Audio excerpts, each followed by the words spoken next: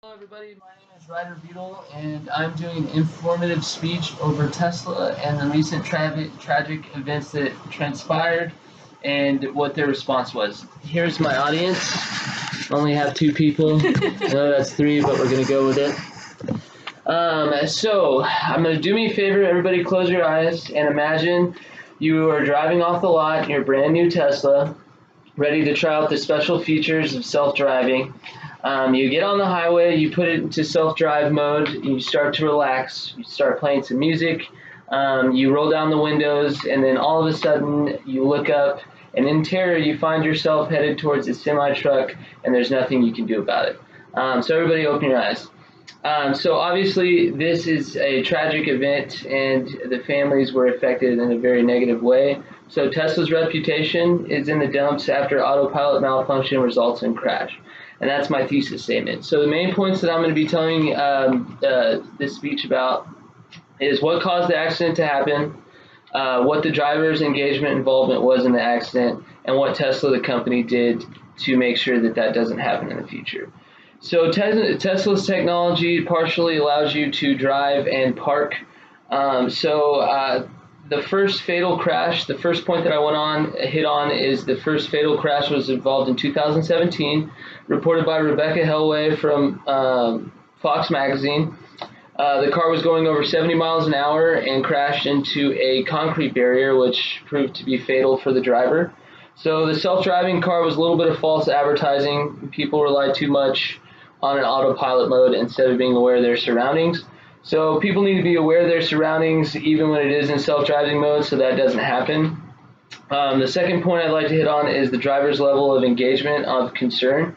So Rebecca Hellway also reported that Tesla's autopilot system did not provide effective means of monitoring driver's level of engagement with the driver task, and timing of alerts and warning was insufficient to elicit the driver's response to prevent the crash or mitigate its severity. So the driver needs to be more in control. The company is the one to blame, regardless of it being on both parties. So according to the NTSB, the National Transportation Safety Board, report the driver activated autopilot mode 8 seconds before the crash. That doesn't mean the driver's hands were off the wheel, but he wasn't actively turning the wheel. So when the car hit the semi, it was on autopilot stick, which was the fourth deadly crash that transpired for Tesla. So aside from the tragic events, and the most important thing in the future is preventing these tragic events from happening. So my third point is, what has Tesla done to make sure this doesn't happen again? So this is from the NTSB quoted. It says, "We urge Tesla to continue working on improving autopilot technology, but it's oversight responsibility to ensure corrective action is taken when necessary."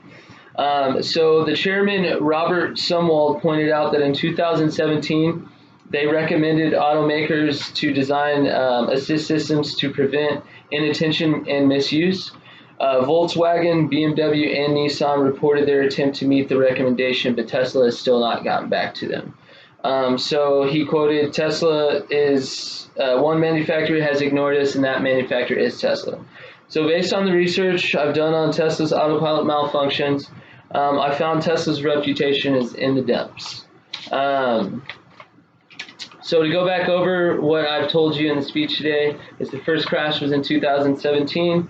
The driver's level of engagement was of concern, and the company Tesla hasn't made any improvements to prevent this from happening in the future. So in closing, self-driving cars are more convenient for the driver, deadly consequences of lack of engagement, and sometimes they cannot pass the test of real life scenarios. So from research, Tesla isn't interested in improvements, and going forward, self-driving cars may exist, but as of now, there are too many errors and dangers to rely on them.